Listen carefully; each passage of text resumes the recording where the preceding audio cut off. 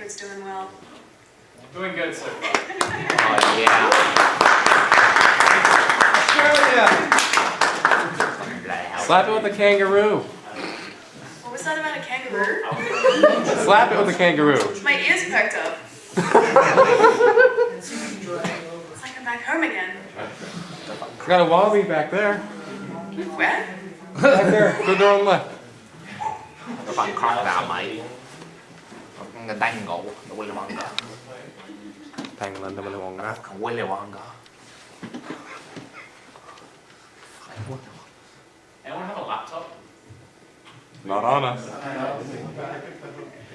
Okay, I guess we could just like skip this part. Would you? Sure. Wood's breaking everything. He's not doing too well. God damn it, Not Wood. technologically savvy. No. I'll fucking fix it. Come on. Oh, I'll be rolling that one for a bit. So hello and welcome. Hello. How's everyone doing? Doing Pretty good, mate. good. Oh, you all answered me. That makes me feel so nice. Okay, guys. So this is my first, well, our first, definitely our first panel. Yeah. But thank you.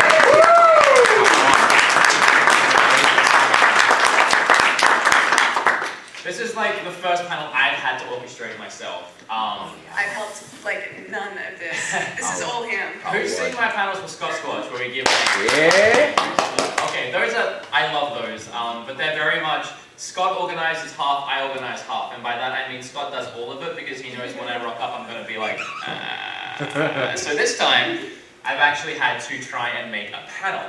So I'm going to try and do a real panel for a change, and try and have fun with it along the way. So, who here has actually seen either my show or Ali's show? Oh, Ooh, That's it's awesome. That's That's most mostly of the for him, isn't it? Well, what I was going to do is, That's exciting for me. I wanted to show you guys some of Ali's show because it's really high quality content, but I'm having trouble, or we're having trouble getting it up over there. It's very meditative. It happens to all of us every once in a while. I guess technology doesn't like you. No, it doesn't. It doesn't. He breaks everything he touches. See what happens when I try and edit videos. If all else fails, maybe we'll just do it on the laptop at some point. Try using percussive maintenance. We will try. But a huge thank you to Rockula for trying at least and being an awesome sound No one ever thanks him. Sorry? No one ever thanks him. If anybody else thinks they're better at this, my ego will not be bruised if they think they can do this better than me. Get off that So Jordan. if Come on, somebody mate. thinks they can do this, they're welcome to do it. Get the door, Jordan. Watch out for that. Like I just did. Watch out. He's still got it though. He's still got it. Alright, so we're gonna get started. We're trying to output. We're gonna get started over here, guys. Just be quiet. So what I'm gonna do is show you, but we'll just tell you, I guess. So I have a show called The Game Quest as well as a bunch of other things. And I like to collect video games, and I do a lot of sporadic, random things. So at any point you guys, I've done discussion stuff. If you have a question, if there's anything you've ever wanted to ask, like what happened to Kane, if you guys have been watching the show since the start, or my feelings on something, now is the time to ask because I'm really bad at replying to comments, as a lot of you might know. Got a phone call there, buddy? You want to take that? Okay. I actually do. I thought you were playing 3DS. Okay, and what do you do? And my show is basically all reviews. I don't post that often, just a heads up, but they're reviews for retro games that are full of dad jokes and really bad animations. My favorite experience of waiting for you to put a video out was when you were making the California Games review. And I was waiting for months and months, and every day I talked to you, like, yeah, I'm editing it.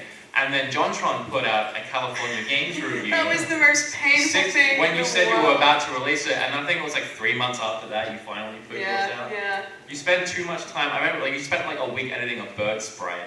Some of the animations that I do is so painfully hard to animate. Like, for anyone who hasn't seen my stuff, I don't actually physically animate anything. I will repurpose sprites from other games and put them in like recorded footage of a game.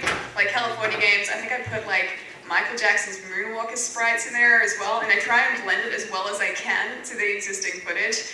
It doesn't sound like it would take a lot of time, but it's like I spend days of my time working on this. I'm lucky if I can get Sony Vegas to green screen properly for me. I can't green screen properly, don't worry. House Okay. best. So we're gonna talk about, who wants to hear talk about collecting and like collecting tips, how to collect, stuff like that. Something you guys are interested in? Do you guys want to learn how to collect today? Oh yeah. Cool. And differences between like Australia and America and maybe even Canada. Who here is from Canada? Wow, we have Yay! one really excited Canadian. Who here's from Australia? Crickets. Tumbleweed goes past. Okay, so Ali, what are some of the best ways you have found to collect video games? You know, collecting in Melbourne, which is where I'm from in Australia, is really, really difficult. The only place that I can really find games now, especially, are really online. Like, there used to be garage sales, you used to be able to pick them up in pawn stores, but the reality is that all of that is getting really expensive. If like a pawn store gets a game in now, they overprice it like crazy. They look at like the buy it now prices on eBay and they go, yeah, that's what that's selling for. Stick a sticker on it. And then they expect people to buy it for that. Sometimes they move, sometimes they don't, but I've seen like old games sitting in pawn stores for literally months because they're just so overpriced. It's funny because like everyone says it's really hard to collect in Australia, but I was lucky and I was from Adelaide where there is literally nothing to do. We have one movie theatre and one bowling alley, so if you want to have fun, that's what you got to work with. And by the way, they both cost like $30 per person to go. Adelaide does also have a horse that goes over a bridge over water though, so that's exciting. A what? A what? There's a horse that like carries a carriage over water. I remember that. That was like a major tourist attraction in Adelaide. Victor Harbour? Yeah, that's the one. That's the one. Yeah, that was. Good old Bucky. But because there's nothing to do, people just sell stuff. They just have garage sales on the weekends, go to swap meets on the weekends. There's just like a bunch of cash converters, which aren't that great, but there's just so many of those things to actually find and buy and collect. And I find that in the States too, is that like Texas is incredible for finding games. Billy took us out the other day to go just to thrift stores, and I think I came out with more stuff than I come out of swap meets with. And that's just thrift stores. And then we went to swap meets where I got this hat, by the way, which I haggled down from 20 to 10. And I swear it's a magic hat where, not that Ali isn't like already very pretty, but anyone that wears it instantly gets more attractive somehow. Yeah. Especially on Billy. I'm terrible wearing this hat. But then I go to Seattle. Anyone been to Seattle or tried buying games in Seattle? Yes. It's impossible. There's no swap meets. There's like Pink Gorilla, which is a fun store, but it's extremely overpriced, and there's barely any garage sales. It's a really hard place to collect for.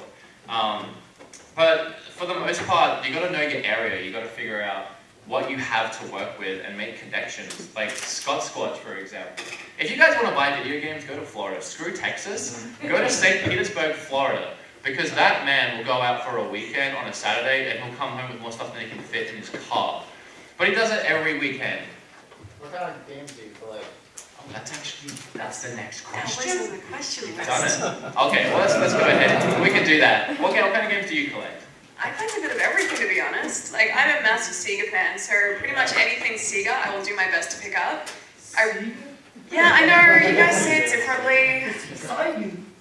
What's Sega? You guys say what? Yeah, porn. Yeah.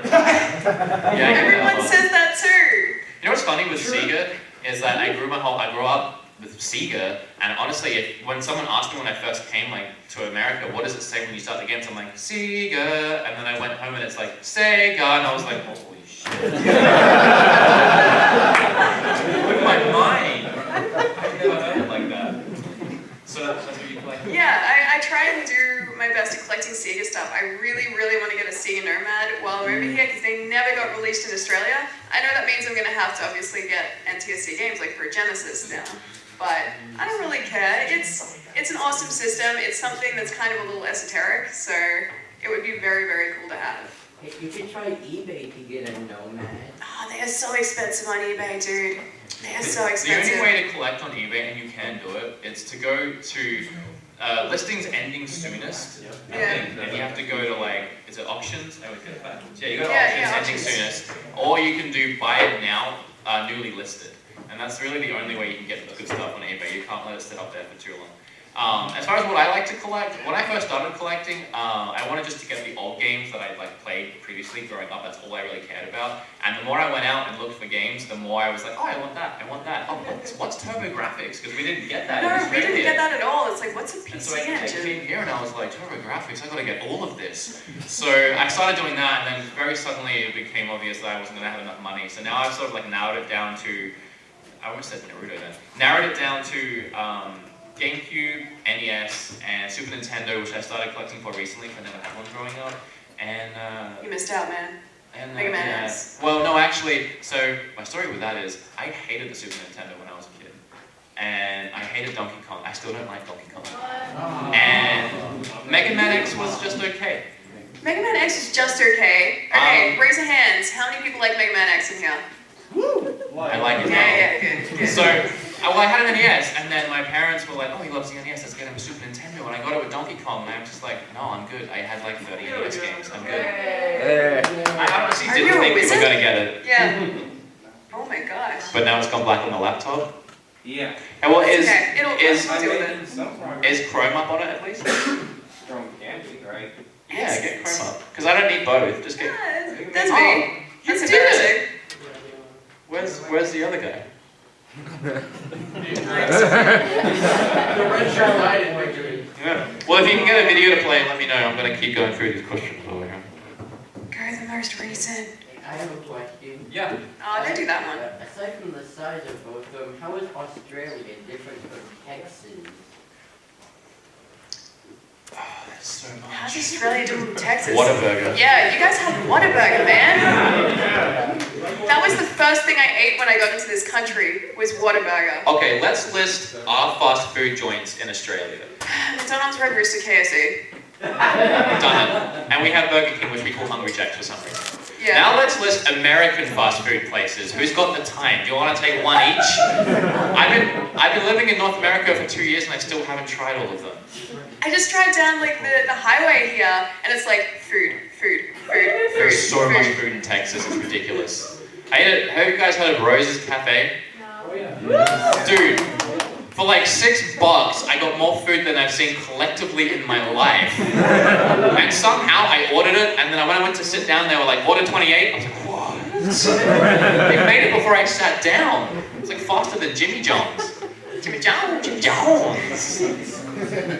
That's the thing though, the serving sizes here are massive compared to anything in Australia. It's like, I ordered a small drink, and the guy's like, here you go. I'm like, Oh yeah. and it's like, this isn't a small. He goes, yeah, it's a small. I'm like, that's an extra large, dude. This guy got it to work, by the way, so we can give him a round of applause. Thank you, Jordan.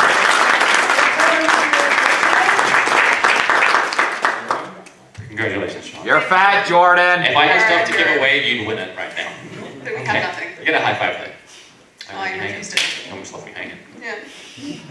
Well, speaking of differences are fun. What other differences do you want to talk about? You guys have deer. And raccoons. I have never seen a raccoon in my life, and I really want to. Trash panda. I've never seen a squirrel until I came to the States. That's the thing, okay. So we were here about a year and a half ago, and we went to Central Park in the middle of winter, and there was a squirrel. Seriously, it was the best day of my life. I saw a squirrel, and it just sort of sat there and went, that was the best thing that happened to me that entire week. It was adorable. There's the black ones in Canada. We have black squirrels. I don't know if you guys have seen those before. But You guys they're have cute. bears in Canada. Oh, let me tell that story. So, Yeah. we'll figure it out. Thanks, man. Thank So, you. I was living in Canada for 3 months down in Coquitlam in BC. And, I'm just living my life. I walk home. I walk everywhere. So I walk at night a lot after work. And there's one day, recently, I went and looked at a house. And as I'm leaving this house, because I'm trying to find somewhere else to live, the girl goes, watch out for bears. And I went, okay. And she's like, no, seriously, watch out for bears. Because there's a forest near here. We live on a downhill, and someone got mauled recently. And I was like, okay. I kid you not, I get to my street, the street that I walk on every day, and there is a massive black bear walking my street. And since then, he's been the bane of my existence because he keeps knocking over my trash can. There's nothing in there, and we bungee strap it so nothing can get in, and he'll just take them off and then knock it over. I don't know what he's looking for. Such a jerk. He's a jerk. You have to buy bear food. Why does my bowl not have food? Detective this. I just don't I don't get it. Apparently it looks like the bear capital. I live with bears now. Like when I was in Australia, I was like, oh no, I might see a spider. That's scary. No. Every time I walk home, I might get mauled by a bear. That's my mind. And like everyone can tell me to do different things too. Someone's like, you have to play dead, you have to climb the nearest thing to you. Some guys like run the fuck away. Someone actually told me you have to punch it. I was like, okay. And that's actually, I googled it, that's like the thing you actually have to do. If it starts attacking you, like it's already at that point, you're supposed to punch it in the face. I might look like Crocodile Dundee, but I'm not punching a fucking bear in the face. That would be badass, man. Okay, question. Get bear mace. Yeah. Have you seen a moose yet? I haven't seen a wild moose. No, I've seen one like at the zoo, but I live in like Vancouver. I don't know if there's a moose in Vancouver. Maybe there The is. Vancouver moose. I've seen deer. I was at my friend's house and we looked out the window. She actually has a forest behind her too, and there was a whole family of deer, and they looked adorable. I felt like it was in a Disney movie. Okay. Yep. How many gallons of maple syrup do you have to drink a day?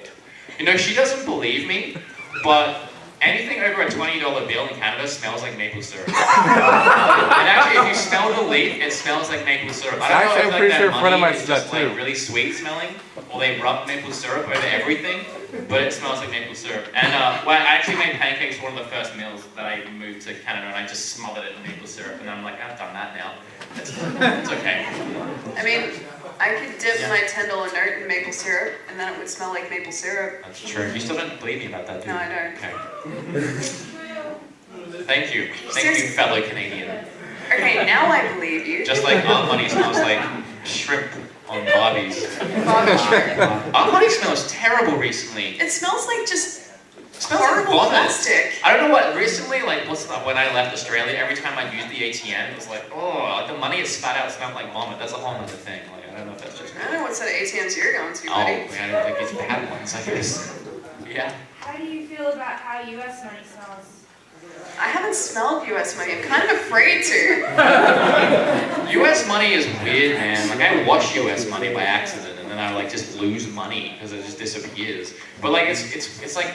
With the plastic money, it's like, if you got, like, it's sweaty, it feels like it would, like, clean itself almost. You get It your would, like, money run off. sweaty. Like, I'm working out, and I forget my towel, I'm just dabbing myself $100 bills. All that YouTube money that I make. You realize most money is like surfers and cocaine, right? That's what I was gonna say, but this money is like, it like absorbs stuff, it like holds on to everything that you put into it. Time for some science. What do I do with that? Oh, do I We're smell smelling it? it. Okay. Okay, alright. No, not look at it. Money. I don't even know what this smells like. Money. It's just paper. Yeah. Yeah, it's just paper. That to me just smells like It paper. smells like the American dream. Do you want your dollar back? You just walked away. Keep it. Just tip us. Keep it. We should have brought a jar. I mean, how many times do I get people who just want to smell money? Like, Right. you get paid to smell money. For like, I don't know, 5-6 hours. Still got it though. Do you have a question? Again? How do you like the prices of video games in Canada? Okay, that's actually on this as well. So that's something I was going to talk about, is like, we talked about Mega Man X. So you're probably more familiar with how much that game is worth. Don't say it right now, because you've been in Australia longer than I have recently. What's Mega Man X worth here right now for Super Nintendo? Anyone know? The first one? 35. What about Luke? Yeah, like 50, 60. 50, 60? So what's that go for in Australia right now? Okay, loose copies of Mega Man X in Australia are probably about $200. And that's the cheapest one of the X series. Yeah, if you're after X2, X3, you're looking at like maybe $500 to $700 just for the cartridge. Yeah, welcome to our life. And then when you head to NES games, you guys had what? Who's the gaming historian? Where's Nolan? You need him. How many NES games did you have here? 800 something? Yes. Yeah, Well, in Australia we had like 320 NES games. something like that, yeah. So we had almost half, which means when it comes to collecting, that's like half the games you can find, and that jacks the prices up too, because everyone's trying to hold on to like whatever they have got. So everything is minimum double the price, and some things can get ridiculous. I wanted to ask you guys this too. What is Columns worth here? Nothing. It's like a $10 game. I walked into a pawn store about 6 months ago and saw a copy of that they were trying to sell for $60. The sad thing is it probably would sell too. No, that was the Mega Drive one, the Genesis one. Yeah. Game Traders was selling a Mega CD, which is a Sega CD, for $400. Yeah, that's about normal. Yeah. So it's freaking hard, which is why I'm such a cheapskate. It's like, people watch my show and they're like, why are you so cheap? I come from Australia, I have to be. I'd have 3 things in my collection if I paid retail, so it's sort of like built into me at this point. Yes, sir. Are video game prices higher in Canada? Yes. Yes, they are, and it's not like insanely higher like in Australia, but it's definitely higher, and it's harder to find stuff as well. It hasn't been a great time. I went garage sailing and I didn't really find anything. There's like no thrift stores and no pawnbrokers. There's like 3 pawnbrokers in the whole of the Vancouver area. And there's game stores, which honestly are really super expensive as well. So it's actually been really hard for me to buy games. But the good thing is, if I ever want to get traded for something, the trade-in is insane when it comes to trading games back in. So I have managed to switch my games for better games, but that's about all I've managed to do in Canada so far. Just getting American systems and buying that. That's what I've pretty much done. A lot of my stuff is American. Like I bought an Xbox One here before I left for Canada, especially because I knew I wanted one. Even like not right then, but I did want to buy one in Canada. Yeah, I need to pick up a US NES, a Super Nintendo, just pretty much one of everything, just because that would make everything so much cheaper. Do people ask why I buy so much, like at Retropalooza, and why I have these pickup videos with like 1,000 games? It's because I gotta buy them now because I'm not buying anything else for the next year. Have you ever got any of the French variations while you're in Canada? Oh, everything's French. Do you guys know that? Everything's half French in Canada. Like, oh, that's so confusing when I went grocery shopping the first time and I was trying to buy like beans and it said like fromage or something like on it. I can't find beans, but like what you gotta do is turn the can around and it says beans. Everything's half and half. So I'm used to like, you buying cereal and the front says like Raisin Bran and the back is like the nutritional stuff. But the back is like the front just in French. And then like nutritional stuff is like in the corner somewhere, like because they can't fit it anywhere else. But even like Ben & Jerry's, like Ben & Jerry's has like that bubble where it like puts the name of the ice cream. They have 2 bubbles, and then one's in Canadian. It's the weirdest thing. And yeah, games, all half of it's in French too. So yeah, you again, why not? Because you're thinking, yeah. How do you like poutine? Oh, I've had some really good poutine. I've also had some really bad poutine. But I'm from Australia, where chips and gravy with possibly cheese on it isn't an uncommon thing. Yeah, Like, I eat that a lot. yeah. I like chips and cream. Yeah, and biscuits and cookies and I confuse people whenever I say biscuit over here. That's the conversation I think I've had with Americans more than anything else. So our scones are your biscuits, Yes. and our biscuits are your cookies. And our jam Is jelly. and our jelly Well, our is jello. Yeah. Yeah. So our jelly is jello. Yeah, our jelly is And jello. our jam is your jam and your jelly, because they have jam and jelly. Okay. And one doesn't have seeds. It's really confusing. As long as it's not Marmite. Okay, this is how we spent last night. You know, we're hanging with everyone from the con. You know, if you think you'd be having a good time, having some drinks. No, Ali and I were arguing about what's a chair and what's a couch. For like an hour, we were standing in the hotel lobby at the Sheraton going, it's a couch! That's a couch. That is a chair. That was something. That was a good night. No, it's a love seat. That's what someone said. That's not a thing. That's like a nickname. That's like an affectionate nickname for a chair. Are you sure it's not a chaise? Yes, Shepard. So what do you think about bananas after last night? Oh, Jesus. Okay, who's next? Yes, you. What's the weather here compared to in Australia?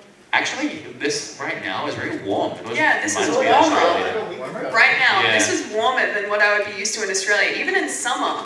It was starting to get cold in Canada, but honestly, I haven't really hit anything too bad yet. The only time it's been bad, and you were there for that, when we went to New York. Oh, that was The horrible. first time we went to New York, we picked the best day because there was a huge blizzard coming, and it started snowing a lot. And we caught the last bus out of Maryland because they shut down all public transport into New York because they thought this huge blizzard was going to hit, and they closed down Times Square in like New York City. They closed down the entire city. They closed down the roads going into the city. So we were just walking around, and there were no cars and just people. And it was snowing a lot, and I had never seen snow before. I had never been in something that cold, and I'm Australian, so I may as well have been in board shorts and a tank top.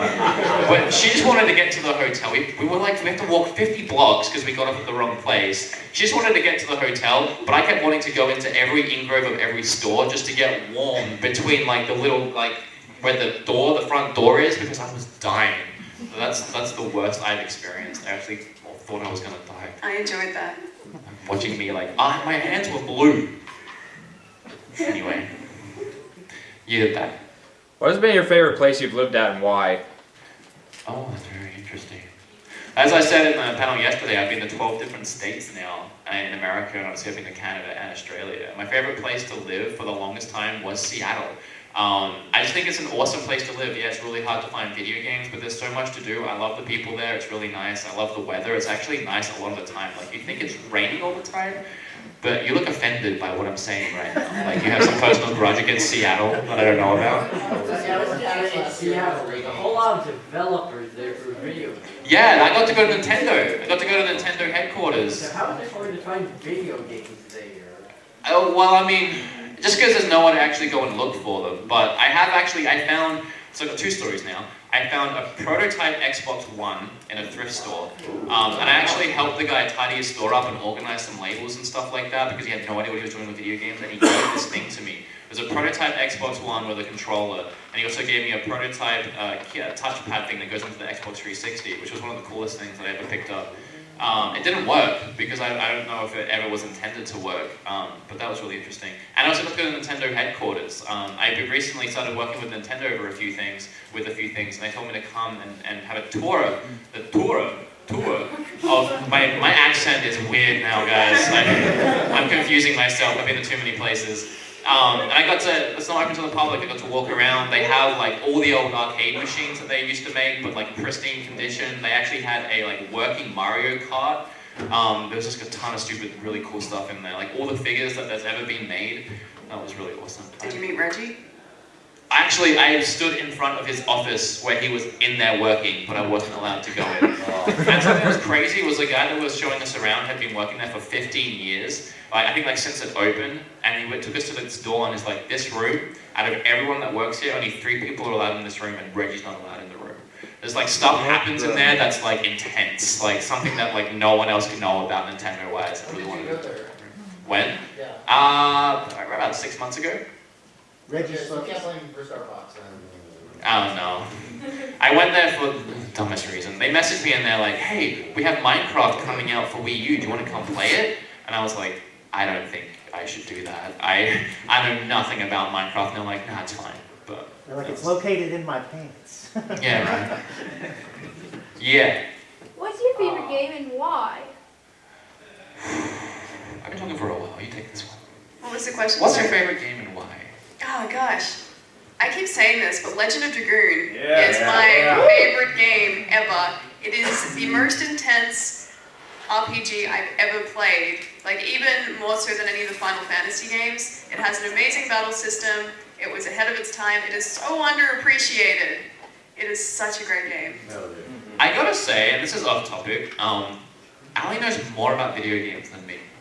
So much more. No, you know like crazy. Plus my memory is terrible, so I don't remember anything. But I remember when we first started talking, you like trying to talk to me about video games, and like I've never played half of them, and I was like, yeah, okay.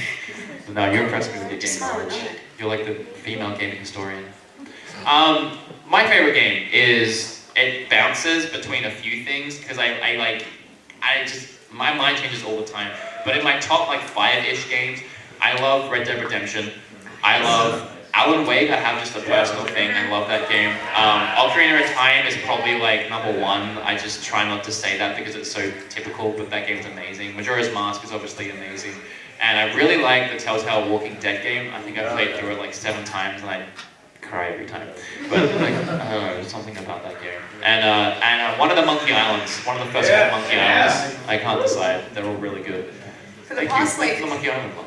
For the past 3 years at E3, all I've been sitting at home and wanting is like Red Dead 2, Red Dead 2. I started, Second Red do Dead. yourself a favor if you have an Xbox One, pick up or put your Red Dead Redemption disc into it. It'll actually download the game and you can play it on your Xbox One, but it upscales it and it makes it look incredible. And I actually put it in my 360 to see the difference. There is an insane difference. It looks so much better on Xbox One.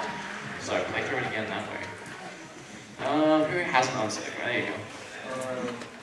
Didn't the guy from Monkey Island and Maniac Mansion announce a new game or like at a gaming convention? I hope so. Do you know what it's about? I forgot. I didn't follow anything with it. Yeah, do it, because I'd be really interested to know. Anyone else? Yes. Yeah, I got more questions coming up here. Actually, I have a question for both of you because me and my buddies were talking about this morning, so obviously the Sega fans.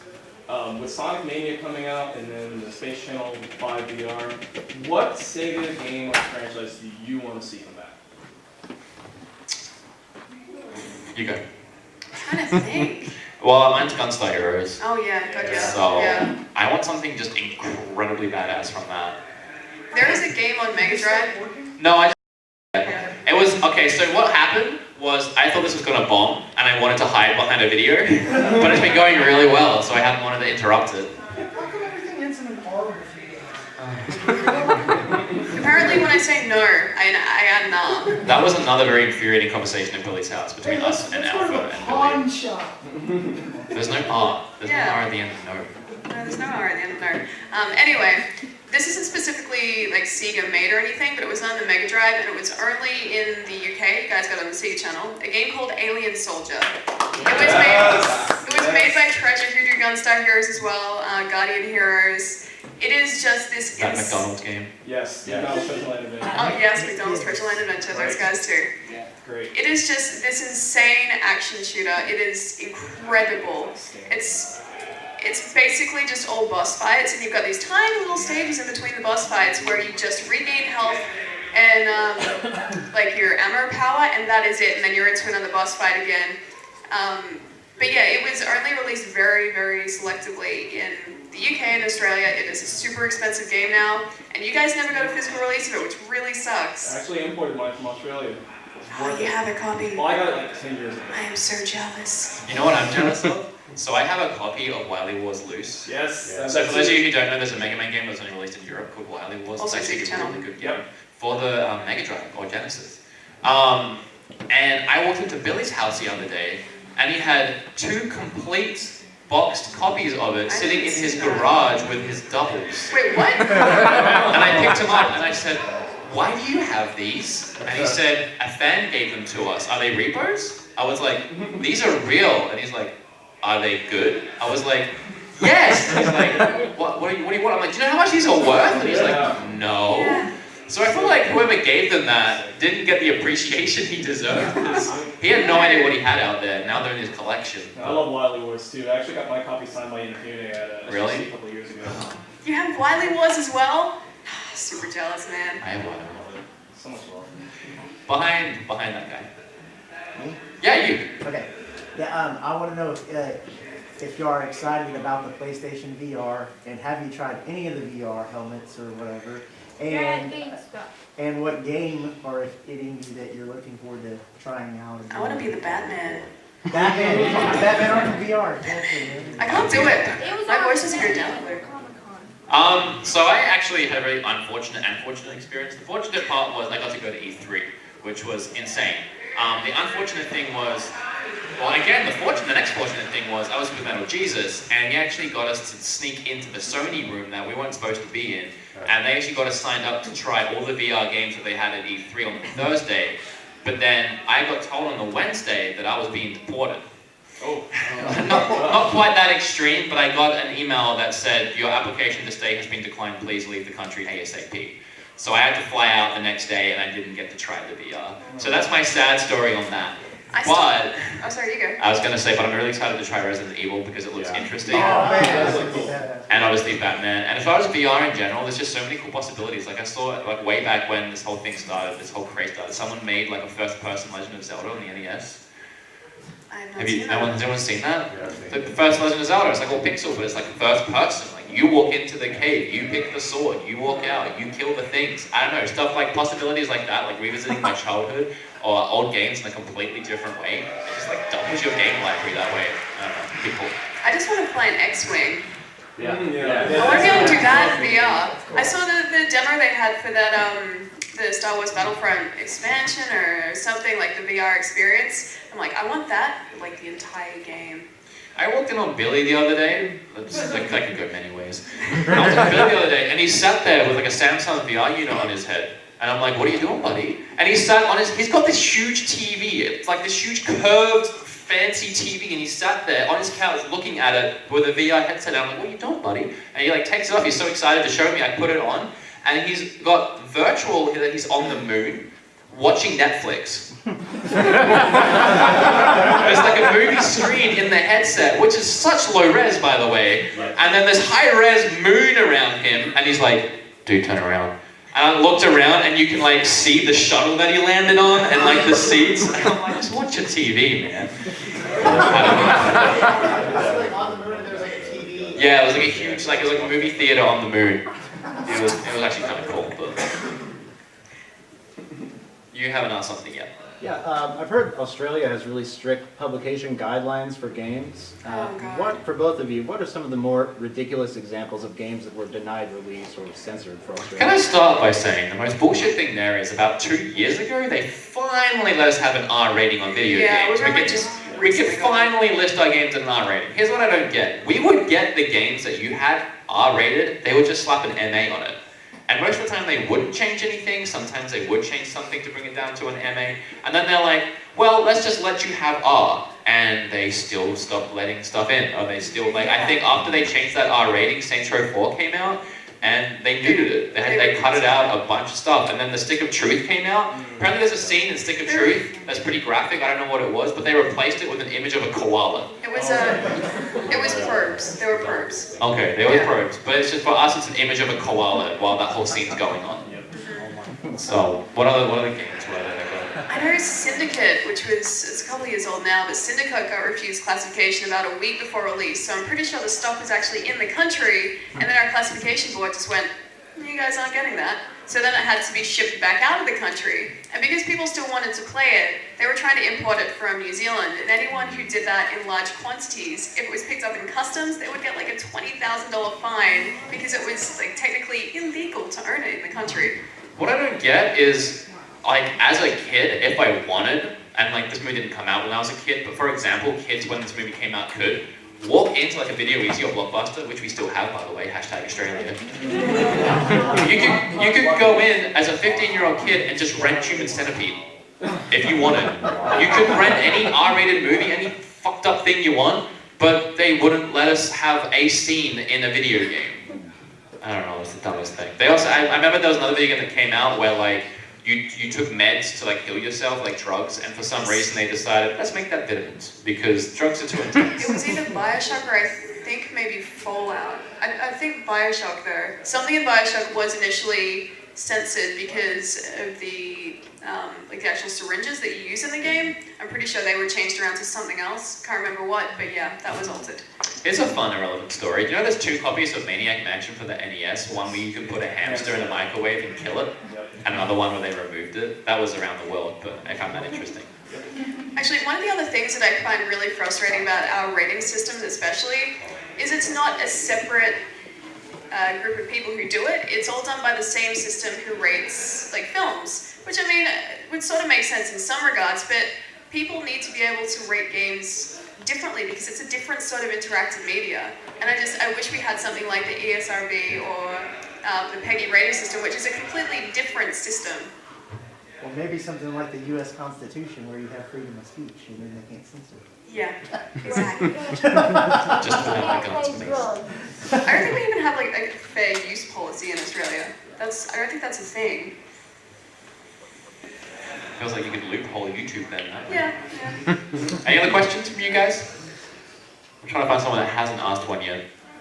Alright, Yeah. Alright, so earlier you said that video games were a lot more expensive in Australia. Is everything more expensive in Australia? Like, say, bananas, or are they more expensive in Australia? Specifically bananas? Actually, yes. Actually, This is funny. I walked into Walmart the other day, and I walked past bananas, and it was like 49 cents a pound. I'm like, is that just for a single banana? dude, she bought like 100 bananas. Like, no joke. When I left Australia, bananas were $4 a kilo, so about like, what's a kilo to a pound? It's like half. It's like half, Okay, I think.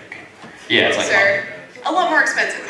There was actually, and I kid you not, about maybe 3 or 4 years ago, there was a banana crisis, or a banana We did crisis, have banana crisis. when yeah. no one could get bananas, and they became like $15 a kilo. And if you walked into a friend's house and he had bananas, it suddenly became like, what do your parents do? Like that was a well-off kid if he had bananas during the banana crisis. But as far as everything else goes, yeah, everything's really expensive. The cost of living in Sydney, I think, is one of the highest cost of livings in the world. Sydney is one of the most expensive places in the world to live. Luckily, I didn't live there though. Obviously, games are way higher, like new video games that come out. Actually, now I think it's getting better. Yeah, it's gotten better in the past couple of years, but like, if you go back 4 years in Australia, it would be a retail price of $110 for a new game. 110 for a while. I don't know what was going on there. The GameStop was screwing that up for us. But on the bright side, and it doesn't really equal out, I don't know if it equals out, but we get paid more in Australia. We do. So my minimum wage working a shitty retail job was like $22 an hour, and this is just like stocking shelves. And if I worked an overnight, I was getting like $35 an hour. If you work a Sunday shift, you get almost $40 an hour. So, I mean, when you work 2 hours and you can afford that video game, it doesn't really seem nearly as bad. But something that's really blown me away is I moved to Canada recently and I started working. I'm a server at a restaurant, which is also fun. You're getting paid in tips, which helps, but the minimum, what I get is $9.50 an hour. But what blows my mind is Vancouver is also one of the most expensive places to live in the world, and the minimum wage in Seattle, which is America, which is a cheaper place to live, is $13 an hour. So everyone talks about Canada being like such a better place to go and work and live and all that stuff, and for the most part, you know, it is a better healthcare and all that stuff. But I don't know how they afford to live because everything there is insanely expensive. I know people that are paying like their car registration or their car insurance. It's like $400 a month, plus like whatever it is that and it's like that's the cheapest they can do. And like someone tells me that, everyone's like, yeah, that's normal. You know what else is weird? Everyone in Canada speeds like 30 k's over the limit, which is like, I don't know what that is in miles, but it's fast. When the speed limit's 80, they're doing like 110. And I asked people at work, I'm like, why do y'all speed? And they were like, well, if you're going slow, then you're the issue, because now you're going to cause a problem, so you have to stay with everyone else. Canadians are weird, no offense. You have a question? You keep putting your hand up. I'll get yours, now that I insulted you. What new game you guys are looking forward to at the end of the year? This isn't at the end of the year, it's next year I think, but Ni no Kuni, the second one. The first one was awesome. Yeah. The art style in that game, for anyone who hasn't played it, is incredible. It looks like a Studio Ghibli film, just you get to play it, and it's awesome. The minions were cute. They were adorable. You get like little familiars, which are sort of like Pokemon. You fight them, you can catch them, and then they work for you, essentially. But it's a really, really fun game. I don't want to go to the obvious one, which isn't actually the end of this year now that I think about it, which is Zelda Wii U, because that's probably going to come out in 2020. Yeah, that was fun actually at E3. So jealous. Mine's probably Gears of War 4. I'm a huge Gears fan, and I'm super excited for that game. Every time that series has ever come out, I'm like straight to a friend's house and playing online. Actually, my friends in Australia are going to like stay up late or like wake up early, whatever it is, to do the campaign with me, so it's going to feel like I'm back at home, which is really nice of them. Who hasn't asked a question yet? Let's do that. Who wants to ask one that hasn't asked one? Guy back there. Okay, you guys, I was wondering though, in Australia, you guys been issued any Final Fantasy Kingdom Hearts games? Any Final Fantasy Kingdom Hearts games? Yes. Like, did we get them? Yeah. Yeah, we got them. There's one we didn't get though, which was on PS2, which I picked up, and I can't remember what it's called. What Kingdom Hearts games are there on the PS2, obviously? I think Chain of Memories was on PS2? Yeah, we didn't get that, did we? I don't think so. No, that's the one we didn't get. But apart from that, we got all of them. I love those games actually. In fact, I might even put that on my top 5 depending on the day. Like Kingdom Hearts 1 is amazing. I still haven't played them to this day. I really wanted to when the PS2 was out. I didn't have a PS2, I had Do you an have Xbox. them at least? A PS2, yeah. I like the games. I don't have them. I know. It's terrible. Yeah, PS3. Okay, Shadow, do you have a serious question this time, buddy? Okay. Have you ever like worked really hard to put together, money to get a game, and then you get it and everything, and then like roughly somewhere down the line, somebody fucking steals it from you? That's a very specific question. I felt a bit of aggression coming from over here. I'm guessing that happened to you. And actually, I don't know if you know that it happened to me, but it actually kind of did, and you were there for that. Is that the MagFest story. Yeah. So the second time I came to America, we went to MagFest, and I took this little baggie full of DS and 3DS games, and I had just really got big into collecting 3DS, and in this baggie, I had like Luigi's Mansion, I had Link Between Worlds, I had Ocarina of Time, I had Majora's Mask, I had Gianna Sisters for DS, which is really hard to find. I was playing through the Adventure Time game for DS, which is like Zelda. It's actually a really fun game, and like a ton more stuff I can't even remember. And I had it in my bag in the hotel room, and I never took it out of my bag. It didn't leave that hotel with me. I don't know what it was. I trust the people in the hotel room, but a lot of people were coming and going that we didn't know, to the point where strangers, like that were having a party next door, were like, "You guys are playing Super Smash Brothers?" And we had all these people in the room that we didn't know, so at some point it was stolen from me, which is really unfortunate. And I remember I was like emailing the hotel for like weeks, trying to see if they found it in lost property. But then I was so upset, because like I never remembered what was in there, and then I finally got back to Australia and I wanted to play games, and like everything I opened up was like, and its back collection was gone. But I've been really fortunate in that regard. Like, my games generally just stay at my house, and my house has never been broken into, so everything that I've sort of saved up to buy, Legend of Dragoon being one of them, that, by the way, is a really expensive game in Australia. Again, like, I know here it's like maybe a $15, $20 game. Yeah, in Australia, it's like just a kind of beat up copy is going to cost you about $150. Ooh. Yeah. I'm kind of like nervous because I have like my entire life, including not just my games, but like boxes full of like my birth certificate and stuff, but like 10 huge crate tubs full of my collection sitting in a random house in Bendigo, Victoria in Australia, which is like known for its wildfires. So at any moment I could get a call from my friend going, and then I also have a bunch of stuff right now left in Canada too, and I always get worried whenever I have to put a new lock on my door because I didn't want to stick my Panasonic Cube, but... Yeah, I've had nothing stolen, which is always good. Okay. My situation involved Metroid Prime 2 Echoes. Well, at least... Saved up, got it. About a week later, somebody fucking stole it. Do you know I'm talking to beat 'em up? That's what I'm known for, beat 'em ups. No, you beat 'em up. What about you at the back? I'm just wondering, what are your favorite music genres, both of you? Oh.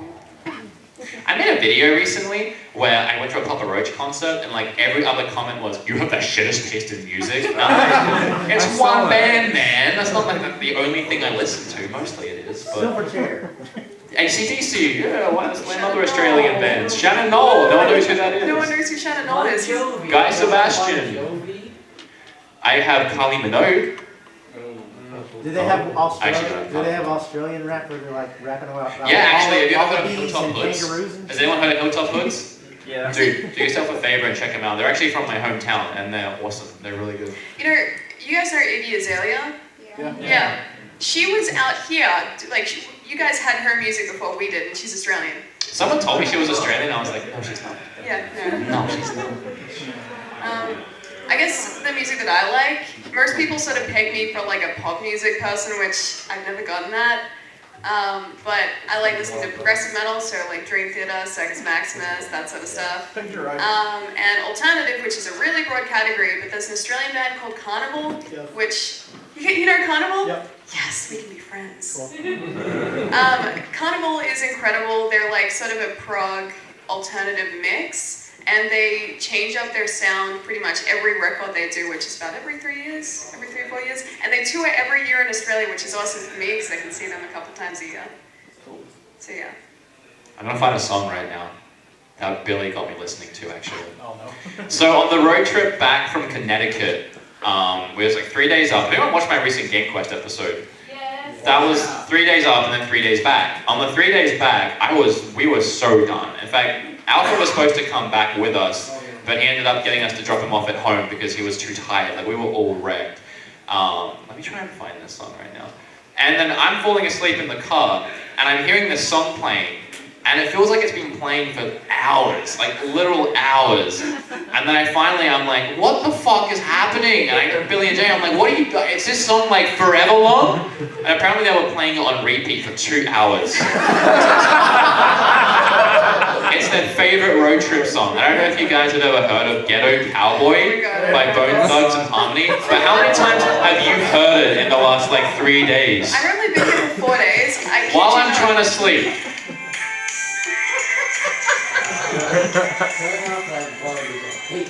I kid you not, guys, I've been here like 4 days. Billy has had that playing in the car every time we have left the house. You know when like you're falling asleep and like stuff really isn't making that sense? Yeah. I'm like trying to fall asleep, I'm like, okay, music song, I can get this. I'm just hearing, there's like a literal horse sound.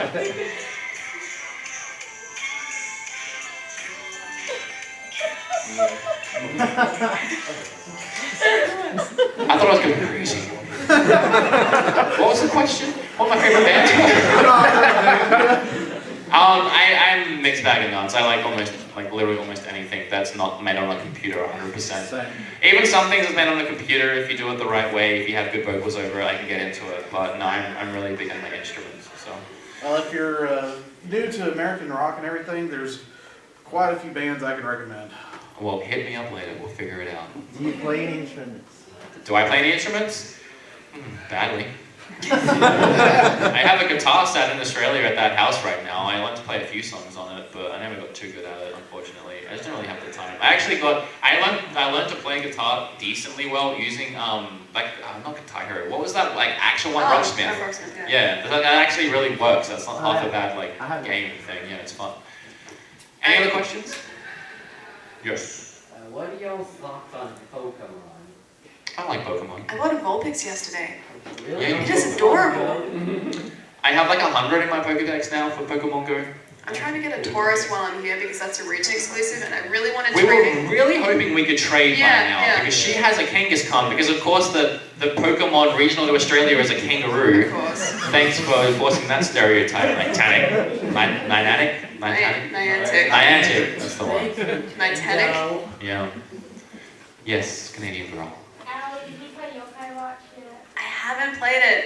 The only time I played it was at PAX Australia last year, which is a small demo, but I really like it from what I played, and I have actually got the game, so I really, really want to get into it. It's like on my very large pile of shame at home. I just keep buying games, yeah. I keep buying games, they just sit there, I'm like, ooh, I'll buy that. Ooh, I'll buy that. Ooh, I bought that. And then like, before I know it, it's just like, one room is just games. Yep.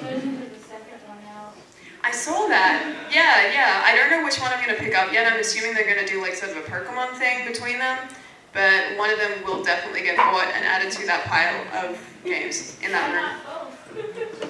You raise a good point. I should buy both. That's pretty much what I do with Pokemon. So, I actually had a bunch of stuff here, and you guys are pretty much, the things I didn't cover, you guys asked about, which is awesome. The only one I have left, because when I was asked to make a panel description, I just threw something together on Skype when I was with you. And I was just like, I don't know, they can touch our hair. So, assuming that's in the description, if you actually go and look at it, if you guys want any hair care tips, that's pretty much the only thing I had left on here. Avocado oil if you straighten your hair, it's amazing. That's my tip. Yeah, I don't know if that'll work for me. I don't know if you could try. Yeah, you can put some in there. I heard a story once in Australia about a guy that had dreads, like really big dreads, and when he shaved it, he found a huntsman spider, like, in his hair. Okay, so if you guys don't know what a huntsman is, think of a tarantula with a little butt. That's a huntsman. We got into an argument, not an argument, I always say argument to make it sound more exciting. We got into a heated dispute about whether or not huntsman spiders are scary as fuck. Huntsmans are not scary. And the answer was yes, they are. They're like these massive spiders. Like I know, one of the last days before I was leaving Australia, I slept in my bed where I feel safe. I And then I like opened my front door, and there was a huge huntsman just sat right on the floor in front of me, and I had my bags packed already, and I felt like just walking out the house, like, well, see ya. I lived with a guy, and like he had to kill everything for me, and he's like, he was half my size. If any of you have seen Yusei Archer, he actually looks a strikingly amount like Yusei Archer. He's just a small little skinny guy, and he like every time I'm like this huge bulking guy, and I see this like this could be like this big of a spider in the corner, and I'm like, Drew! And he gets out, and I got this. I got one time I had him running around my room for like an hour trying to like catch the things. He always tried to catch them. I'm like, please just kill it, please just kill it, please just kill it. That's the thing though, they're so big and so fluffy that you can't like just step on them like a standard spider. You have to catch them or spray them or else. Do you need that back, buddy? No, I just want to make sure it keeps working. Okay, no worries. I I just want to make sure, that's fine. Yeah, if you try and squash them, your carpet is ruined. Like, it is seriously destroyed. But no, They're big and full of juices, like gross. you shouldn't do that though, they're so friendly. I had one living in my living room for like a week, and I named him Felix because he just sort of sat there, and they disappeared and never came back again.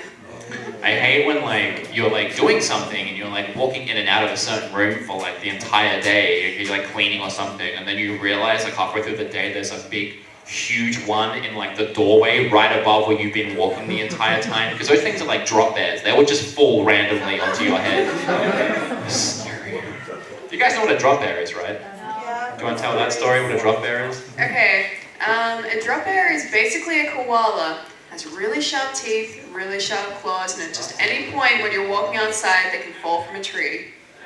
And attack you. Yeah. And that was something that apparently someone thought would be fun to scare tourists with, because it doesn't exist at all. But Koalas still do have claws. it's like our chupacabra. Yeah, it's basically a chupacabra.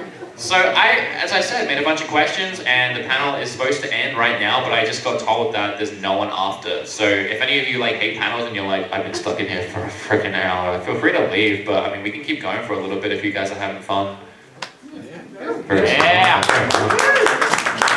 Keep going for a little bit. And I still want to play one of Allie's videos, so if any time one of you guys want to tap out, just let me know so I can put it on, because I want you guys to see what she does. Yeah, you buddy. What about furry? What about who? Furries. Furry? Furries? What is that? These anamorphic animals that are popular. Anamorphic animal is popular. I don't know. They don't know who it is. I don't know what it is either. Yeah, no. Like, I have like stuff to say about furries, but I don't think that's what he's asking about. Leave it alone. There's two different things. Any other questions from you guys? Yeah, how's the import scene like in Japan and Australia?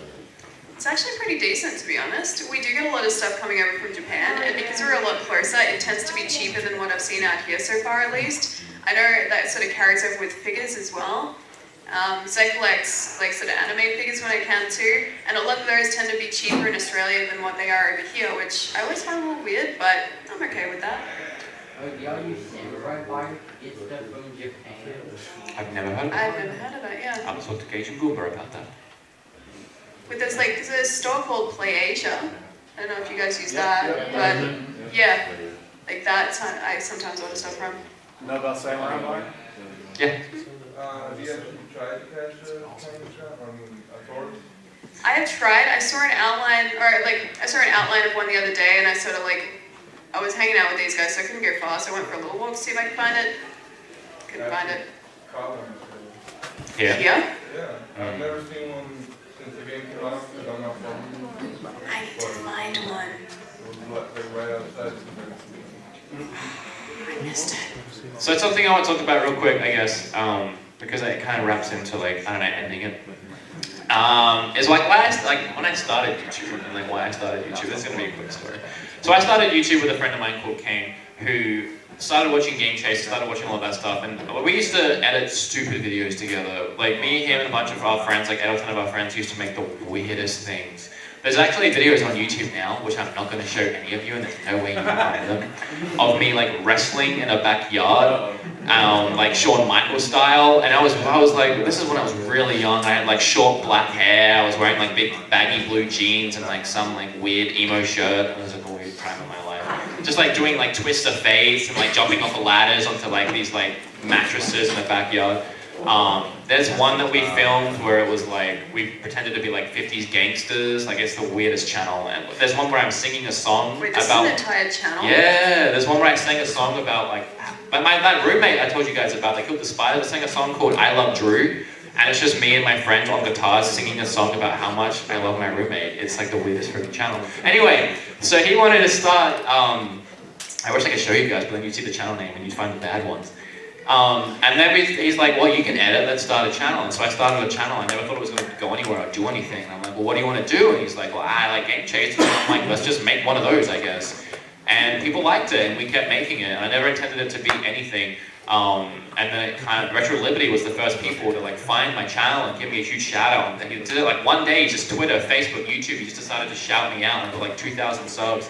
And I just kept growing and growing and growing, and then suddenly it became something that was a passion of mine. And like Kane didn't want to do it anymore. He said he didn't want to do it, but like I was addicted at that point, and it was an addiction to entertaining people, to putting out a video and have people comment and saying they loved the video and it made them happy. I've had so many comments saying like they're dealing with like depression or whatever, and it helped them get through the day. Like I can't even tell you the amount of nice comments I've had, and to get to the point now where I get my own panel with one of my closest friends from Australia, and we get to sit here and talk to you guys that like the stuff. I really appreciate you guys for supporting me and us and coming out to this thing and enjoying what I do, meeting me and getting me like sign things for some reason.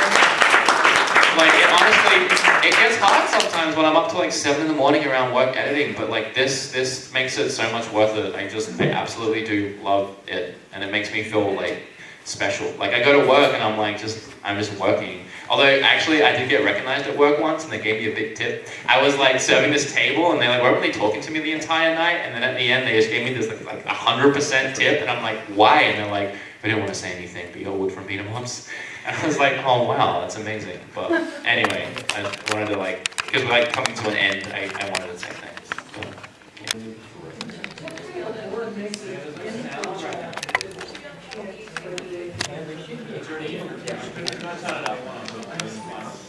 This is the story of a time long ago. Now this is the story of a time long ago, a time of myth and legend, when the ancient gods were petty and cruel and they plagued mankind with suffering. Only one man dared to challenge their power, and his name was Hercules. Right. I see what I've done here. Sega's very own Altered Beast has become one of the most well-known games on the Sega Mega Drive. After an initial release in arcades in 1988, it made its way across to the Mega Drive as a launch title in '89. Sega needed a game to show off the power of their new system, and what better way than to port across a popular arcade title like Altered Beast. The Mega Drive port brought across everything from the big character sprites to detailed voice samples. But what made the game so impressive was that it was so close to the original arcade release. If you compare the two side by side, you can't really notice a huge difference between them, and that was incredible considering the hardware limitations of the console. So incredible, in fact, that I had a bug named after Altered Beast a few weeks ago. That's a true story. Sega also released the Master System code around the same time. The animation just makes it feel like you're being repeatedly slapped in the face for the 20 minutes it takes to finish the game. Animating frames obviously wasn't a huge priority when they were bringing it across, because this has some of the worst motion I've ever seen. Yeah. Seriously, just look at it.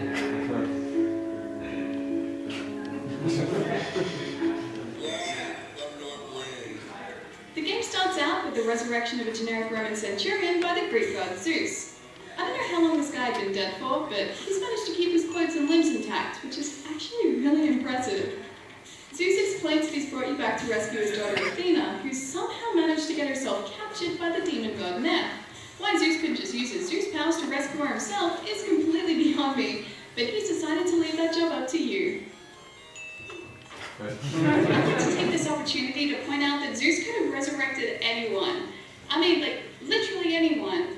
He could have gotten someone like Hercules, Achilles, medieval Batman, but instead, he chooses tall, blonde, and, why is your head so tiny? If we ignore the disproportionate zombie centurion for a moment, the game is actually surprisingly faithful to Greek mythology. You start out in the Acropolis, move through the underworld city of Dis, and have to fight off zombies, turtles, and purple bipedal unicorn men. Awesome images. If Zeus hadn't found that Centurion, I don't know how they would have escaped. What with their floppy hat, her shield, and her spear thing. She's a war god, isn't she? The combat here is exactly what you'd expect from your typical brawler. You move to the right and you punch things in the face. Or the crotch. Kind of up to you. There's also this weird air kick that he does when you push down and kick.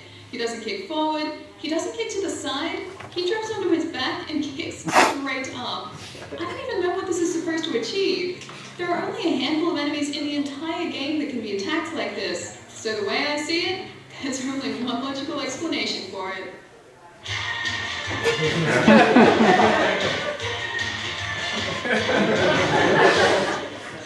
I just want to tie a game like that now. Just forget Sega, get Ultimate Beast, just...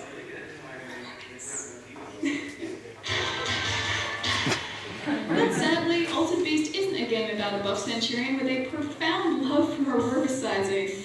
It's about punching dogs so hard they explode. See, Zeus might be an irresponsible parent, but he's not such a bad guy. Instead of leaving you and your fists entirely defenseless against the armies of the underworld, he's given you the power to transform into the Ultimate Beast. But it's not quite that easy. In order to transform, you have to collect power-up orbs that he's hidden in every stage. In dogs. That's nice. Hey, little guy. Give me all your bees here. What I've never understood about Ultimate Beast is the Centurion only ever eats 3 orbs before he transforms. Even if he manages to find another one, he doesn't use it to hulk up anymore. He just sort of grabs it and doesn't do anything with it. So what would happen if he ate 4?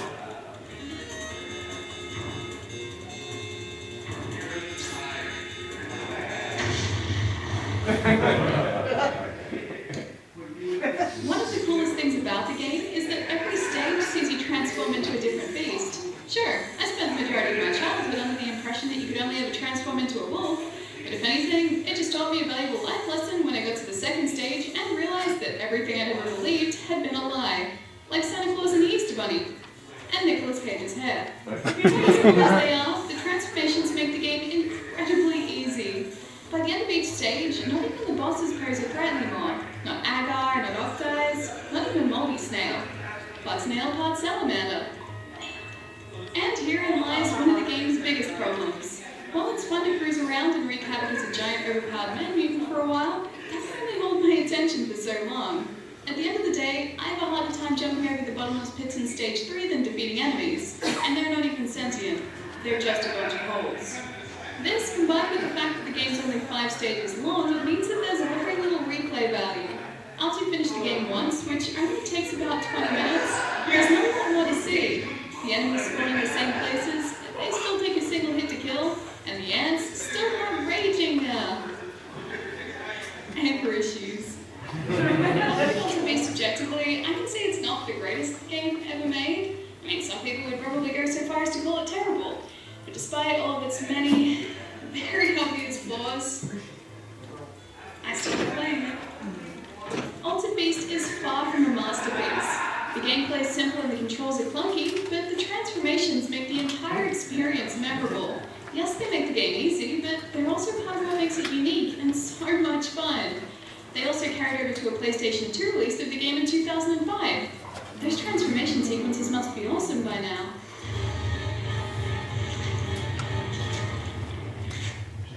And now I'm scarred for life.